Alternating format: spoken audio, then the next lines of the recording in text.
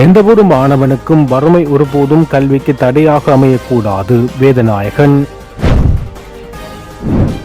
மஹிந்தவுக்கு நடந்ததே அனுரவுக்கும் மயிலட்டி போராட்டத்தின் எதிரொலிப்பு. கிழக்கில் ஆயுத பயிற்சி நடக்கப் போகும் பாரிய அசம்பாவிதங்கள். நன்னீர் மீன்பிடி திட்டத்தை விரிவுபடுத்துமாறு வடக்கு ஆளுநர் வலியுறுத்து.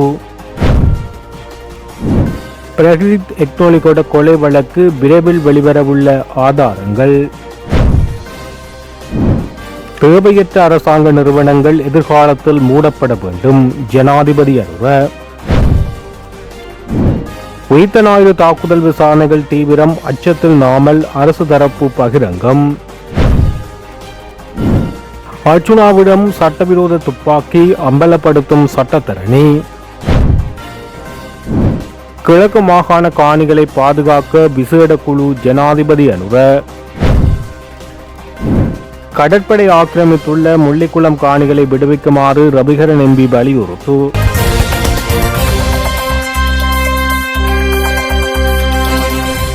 மன்னார் சிலாபத்துறை பிரதேச செயலாளர் பிரிவுக்குட்பட்ட முள்ளிக்குளம் கிராமத்தில் கடற்படையினரால் ஆக்கிரமிக்கப்பட்டுள்ள தமிழ் மக்களின் காணிகளை விடுவிக்குமாறு பன்னி மாவட்ட பாராளுமன்ற உறுப்பினர் துரைராசா ரவிகரன் பிரதி பாதுகாப்பு அமைச்சர் அருண் ஜெயசேகரவிடம் வலியுறுத்தினார். இந்நிலையில் அடுத்த வாரம் மன்னாருக்கு நேரடியாக வருகை தந்து குறித்த காணி விடுவிப்பு தொடரில் ஆராயப்படும் என பாதுகாப்பு பிரதி அமைச்சர் அருண் ஜெயசேகரவால் தெரிவிக்கப்பட்டுள்ளது. பாராளுமன்றத்தில் 22/5/2026 அன்று பாய்மூல விடைக்கான வினா நேரத்தில் பாராளுமன்ற உறுப்பினர் ரவிகரன் பிரதி பாதுகாப்பு அமைச்சர் அருண் ஜெயசேகரவிடம் குறித்த முள்ளிக்குளம் காணி விடுவிப்பு தொடர்பில் கேள்வி எழுப்பிய போது பிரதி அமைச்சரால் பதில் இவ்வாறு வழங்கப்பட்டது. இதனைத் தொடர்ந்து எதிர்வரும் 25/5/2026 திங்கட்கிழமை குறித்த காணி விடுவிப்பு தொடர்பான கலந்துரையாடல் இடம்பெறும் என மன்னார் மாவட்ட செயலாளரால் பாராளுமன்ற உறுப்பினர் ரவிகரனுக்கு கடிதம் எழுதி அனுப்பப்பட்டுள்ளது. நஷ்டத்தை ஏற்படுத்தி வரும் 31 தேவையற்ற அரசாங்க நிறுவனங்கள் எதிர்காலத்தில் மூடப்பட வேண்டும் என ஜனாதிபதி அனுகுமார் திசாநாயக்க தெரிவித்தார். அம்பாறையில் புதிய நகரசபைக்கான அடிக்கல் நாட்டு வருகை தந்த ஜனாதிபதி அங்கு கூடியிருந்த மகா சங்கரத்ன மற்றும் பிற மத தலைவர்களை வாழ்த்தி பின்னர் கிழக்கு மாகாண ஆளுநர் ஜெயந்தலால் ரத்னசேகரவால் நகரசபைக்காக தயாரிக்கப்பட்ட பேர்பலகையை திறந்து வைத்தார். மேலும் தனது கருத்துக்களை தெரிவித்த ஜனாதிபதி இத்தகைய கட்டுமானங்கள் தொடங்கப்பட உள்ளது, ஆனால் அவை விரைவாக முடிக்கப்பட வேண்டும் என தெரிவித்தார். இன்று நமக்கு ரூபாயில் பிரச்சினை இல்லை, ஆனால் தொடர் பிரச்சினை உள்ளது என ஜனாதிபதி தெரிவித்தார். கிழக்கு மாகாணத்தில் உள்ள காணிகளை பாதுகாப்பதற்காக பிரதி பொலிஸ் மா அதிபர் ஒருவரின் தலைமையில் விசேட குழு ஒன்று நியமிக்கப்படும் என ஜனாதிபதி அனுகுமார் திசாநாயக்க தெரிவித்தார். அரசியல் அதிகாரத்தை பயன்படுத்தி காணிகள் கையகப்படுத்தப்படுவதன் காரணமாக கிழக்கு மாகாணத்தில் பல பிரச்சனைகள் உருவெடுத்துள்ளதாக சுட்டிக்காட்டினார். வெள்ளிக்கிழமை அம்பாறை மாவட்ட செயலகத்தில் நடைபெற்ற ஒருங்கிணைப்பு குழு கூட்டத்தில் உரையாற்றும் போது ஜனாதிபதி இதனை தெரிவித்தார். அம்பாறை மாவட்டத்தில் நிலவும் ஆசிரியர் வெற்றிடங்கள் தொடர்பான பிரச்சினைகள் குறித்து இதன்போது மேலும் கருத்து வெளியிட்ட ஜனாதிபதி கல்வி அலுவலகங்கள் மற்றும் பிரதேச செயலகங்கள் போன்ற நிர்வாக கட்டமைப்புகளை நிறுவுவது என்பது ஒரு நிர்வாக பணியே தவிர அது அரசியல் பணி அல்ல என தெரிவித்தார். வடக்கு மாகாணத்தில் உள்ள எந்தவொரு மாணவனுக்கும் வறுமை ஒருபோதும் கல்விக்கு தடையாக அமையக்கூடாது. வறுமையால் கல்வியை கைவிடும் நிலை எந்தவொரு பிள்ளைக்கும் ஏற்படக்கூடாது. அதனை உறுதி செய்வது அதிகாரிகளாகிய எமது தலையாய கடமையாகும் என வடக்கு மாகாண ஆளுநர் வேதநாயகன் தெரிவித்துள்ளார். கிளிநொச்சி செல்வாநகர் வித்தியாலயத்தின் புதிய கட்டட திறப்பு விழா நேற்று வெள்ளிக்கிழமை பிற்பகல் 2:30 மணிக்கு பாடசாலை அதிபர் மஹிந்தராஜா அவர்களின் தலைமையில் சிறப்பாக இடம்பெற்றது. மாகாண குறித்தொதுக்கப்பட்ட அபிவிருத்தி நன்கொடை நிதியிலிருந்து 23 மில்லியன் ரூபாய் ஒதுக்கீட்டில் இந்த மாடிக்கட்டிடம் அமைக்கப்பட்டது. இதுவே இப்பாடசாலையில் அமைக்கப்பட்டுள்ள முதலாவது மாடி கட்டிடமாகும் என்பது குறிப்பிடத்தக்கது. விழாவில் கலந்து கொண்ட விருந்தினர்கள் பாடசாலை மாணவர்களின் பான்பாத்தி அணிவகுப்புடன் அழைத்து வரப்பட்டனர். மங்கள விளக்கேற்றலை தொடர்ந்து தேசிய கொடி மற்றும் பாடசாலை கொடி என்பன ஏற்றி வைக்கப்பட்டது. இதனைத் தொடர்ந்து பிரதம விருந்தினராக கலந்து கொண்ட ஆளுநரால் புதிய கட்டிடம் மாணவர்களின் பயன்பாட்டுக்கு திறந்து வைக்கப்பட்டது. வளாகத்தில் மரநடுகை நிகழ்வும் இடம்பெற்றது. இதன் பின்னர் நிகழ்வில் உரையாற்றிய வடக்கு மாகாண ஆளுநர் கருத்து தெரிவிக்கையில், தென்னிலங்கையில் மற்றொரு துண்டிக்கப்பட்ட தலை மீட்கப்பட்ட நிலையில் மக்கள் மத்தியில் அச்சநிலை ஏற்பட்டுள்ளது. அழுத்கம போலீஸ் பிரிவுக்குட்பட்ட முரகல்ல கடற்கரையில் வெட்டப்பட்ட மனித தலைப்பகுதி ஒன்று மீட்கப்பட்டது. பிரதான சுற்றுலா ஹோட்டல் ஒன்றின் பின்புறமாக உயிரிழந்த நபர் ஒருவரின் தலைப்பகுதி மாத்திரம் ஒதுங்கியிருந்த நிலையில் அழுத்கம போலீசாரால் கண்டெடுக்கப்பட்டது. நேற்று காலை அழுத்கம போலீசாருக்கு கிடைத்த தகவலுக்கு அமைய மேற்கொள்ளப்பட்ட விசாரணையின் போது தலைப்பகுதி கண்டெடுக்கப்பட்டது. இது ஒரு ஆணுக்கு சொந்தமான தலை என அடையாளம் காணப்பட்டுள்ளது. அத்துடன் அவரது அடையாளம் குறித்த எந்தவொரு தகவலும் இதுவரை வெளியாகவில்லை என குறிப்பிடப்பட்டுள்ளது. இந்த சம்பவம் தொடர்பாக அளுத்கம போலீசார் மேலதிக விசாரணைகளை மேற்கொண்டு வருகின்றனர். ஏற்கனவே கடந்த வாரம் காலியில் வெட்டப்பட்ட தலை ஒன்று சிலையின் மீது தொங்கவிடப்பட்ட நிலையில் மீட்கப்பட்டமையும் குறிப்பிடத்தக்கது. 2010ஆம் ஆண்டு கடத்தி காணாமல் ஆக்கப்பட்ட ஊடகவியலாளர் பிரக்னித் எக்னொலிகொட தற்போது கொலை செய்யப்பட்டுள்ளதாக குற்றச்சாட்டுகள் முன்வைக்கப்பட்டுள்ளது. இந்த நிலையில் நேற்று தினம் சந்தியா எக்னொலிகொட கோட்டபய ராஜபக்சவின் குழுவினர் தான் பிரக்னித் எக்னொலிகொடவை கொலை செய்துள்ளதாகவும் அதற்கான எல்லா விதமான ஆதாரங்களும் இருப்பதாக அவர் தெரிவித்தார். அத்தோடு இந்த சம்பவம் தொடர்பில் கிரித்தலை இராணுவ ஆயுத புலனாய்வு பிரிவின் கட்டளை அதிகாரி ஒருவர் உட்பட 9 பேர் சம்பந்தப்பட்டுள்ளதாக குறிப்பிடப்பட்டுள்ளது. இந்த வழக்கு கொழும்பு நிரந்தர மூவரடங்கிய விசேட மேல் நீதிமன்றத்தில் தீவிரமாக விசாரிக்கப்பட்டு வருகிறது. அத்தோடு அன்றைய தினம் பிரக்னித் எக்னொலிகொடவின் அலுவலகத்துக்கு முன்னால் வெள்ளை வான் ஒன்று வந்து நின்றதாகவும் அதன் பின்னர் அவருக்கு அடிக்கடி தொலைபேசி அழைப்புகள் வந்து அவர் அலுவலகத்தை விட்டு வெளியேறி சென்றதாகவும் அவரது பணியாளர் சத்ருவன் நீதிமன்றத்தில் சாட்சியம் அளித்தார். பிரக்னித் எக்னொலிகொடவை யார் கொலை செய்தது, எதற்காக கொலை செய்தது என்பது தொடர்பான தகவல்கள் விரைவில் வெளிவரும் என எதிர்பார்க்கப்படுகிறது. நன்னீர் மீன்பிடியில் ஈடுபடும் கடற்தொழிலாளர்களின் வாழ்வாதார மேம்பாட்டுக்காக சர்வதேச தொழிலாளர் அமைப்பால் முன்னெடுக்கப்படும் நடவடிக்கைகள் வரவேற்கிறோம் என வடக்கு மாகாண ஆளுநர் வேதநாயகன் தெரிவித்தார். அத்தோடு இந்த திட்டத்தை வடக்கு மாகாணத்தின் ஏனைய பகுதிகளுக்கு விரிவுபடுத்த வேண்டியது அவசியமாகும் என அவர் வலியுறுத்தினார். சர்வதேச தொழிலாளர் அமைப்பு மற்றும் நோர்வே தூதரகத்தின் பிரதிநிதிகள் குழு ஒன்று வடக்கு மாகாண ஆளுநர் செயலகத்தில் நேற்று காலை ஆளுநரை சந்தித்து கலந்துரையாடிய போது அவர் இவ்வாறு குறிப்பிட்டார். ஆளுநர் மேலும் தெரிவிக்கையில் வடக்கு மாகாணத்தின் பொருளாதார முதுகெலும்பாக விவசாயமும் மீன்பிடியும் விளங்குகிறது. ஆயினும் விவசாயிகளுக்கோ அல்லது கடற்தொழிலாளர்களுக்கோ தமது உற்பத்திகளை சந்தைப்படுத்துவதில் உள்ள இடர்கள் மற்றும் விலைத்தளம்பல்கள் பிரதான சவாலாக அமைந்துள்ளது. இடைத்தரகர்களே அதிக லாபம் ஈட்டுவதாக காணப்படுகின்றனர். இந்த நிலையை மாற்றியமைப்பதற்கு பெறுமதிசேர் உற்பத்தி தொழிற்சாலைகள் அதிகளவு உருவாக்கப்பட வேண்டும். இதில் போட்டித்தன்மை ஏற்பட்டாலேயே விவசாயிகளும் கடற்தொழிலாளர்களும் தமது உற்பத்தி பொருட்களை நியாயமான விலையில் பெற்றுக்கொள்ளக்கூடியதாக இருக்கும் என சுட்டிக்காட்டினார். இதேவேளை மத்திய கிழக்கு நாடுகளில் நிலவும் நெருக்கடியான சூழ்நிலைகள், வடக்கு மாகாண மக்கள் எதிர்கொள்ளும் சவால்கள் தொடர்பிலும் பிரதிநிதிகள் ஆளுநரிடம் கேட்டறிந்தனர். மக்களின் காணிகள் மக்களுக்கே என கூறும் ஜனாதிபதி அனுகுமார திசாநாயக்க ஏன் நமது காணிகளை விடவில்லை என பொதுமகன் ஒருவன் கேள்வி எழுப்பியுள்ளார். மயிலிட்டியில் ஒவ்வொரு வெள்ளிக்கிழமையும் இடம்பெறும் காணி விடுவிப்புக்கான போராட்டத்தில் கலந்து கொண்டு ஊடகங்களிடம் கருத்து தெரிவிக்கையில் அவர் இவ்வாறு தெரிவித்தார். மஹிந்த ராஜபக்ச அரசாங்கம் செய்த கர்மாவினை அவர்களின் அரசாங்கத்தை இல்லாமல் செய்தது. அதேபோல் அனுர் அரசாங்கம் மக்களை துன்பப்படும் வகையில் மேற்கொள்ளும் எந்த ஒரு கர்மவினையும் அவர்கள் அரசாங்கத்தை நிலைகுலைய வைக்கும்.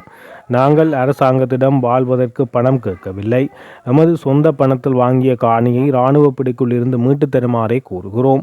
ஆகவே மஹிந்த அரசாங்கத்துக்கு நடந்த கர்ம வினையை நினைவில் கொண்டு மக்களின் காணிகள் மக்களுக்கென வாக்குறுதி வழங்கியபடி எமது காணிகளை விரைவாக விடுவிக்க வேண்டும் என கோரிக்கை விடுத்துள்ளார்.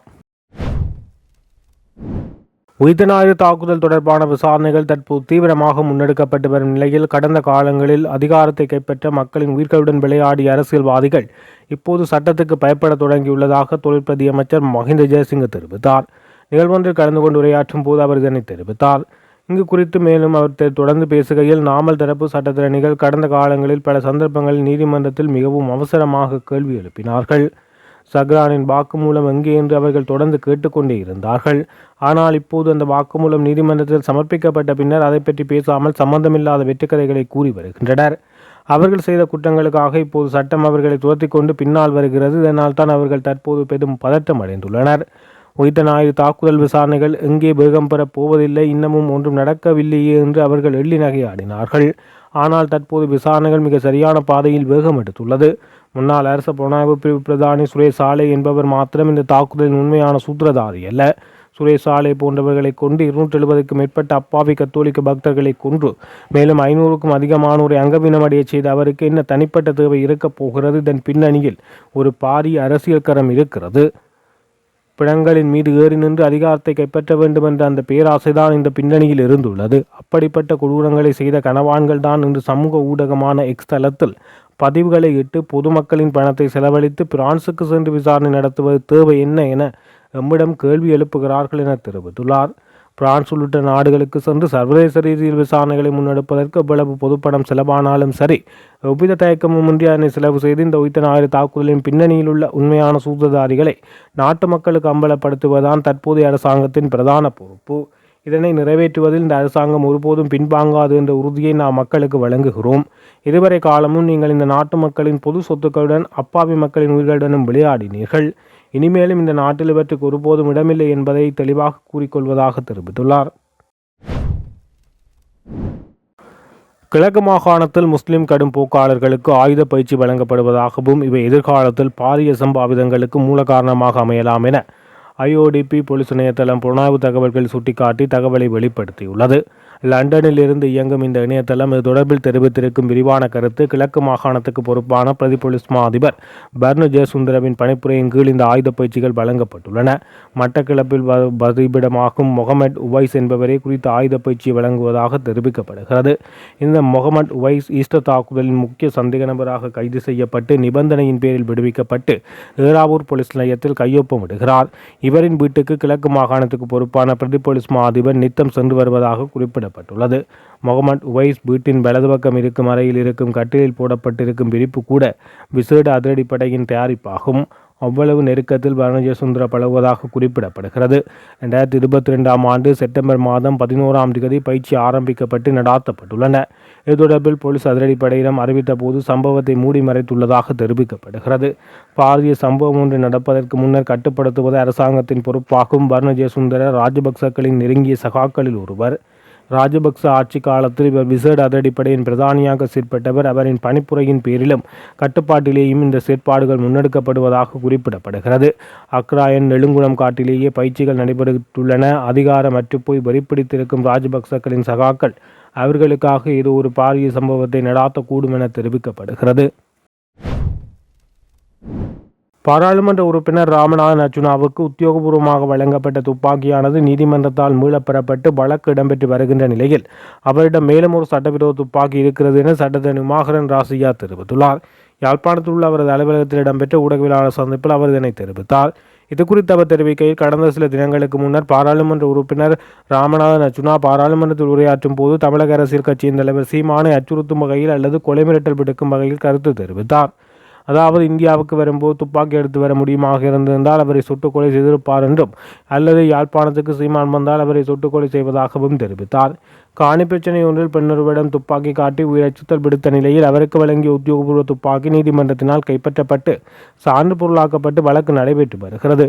இவ்வாறான சூழ்நிலையில் அர்ச்சுனாவின் கருத்தின் அடிப்படையில் நோக்குவோமே ஆனால் அவரிடம் மேலும் ஒரு சட்டவிரோத துப்பாக்கி இருக்கிறது என்று அர்த்தப்படுகிறது. இந்த அரசின் காலத்தில் பிழையான ஆயுத கலாச்சாரத்தை உருவாக்குகின்ற நபராக இவர் இருக்கின்றாரா என்ற கேள்வி எழுகிறது. பொதுவாக பாராளுமன்றத்துக்குள் பேசப்படுகின்ற விடயங்களுக்கு சாதாரணமாக வழக்கு தாக்கல் செய்ய முடியாது.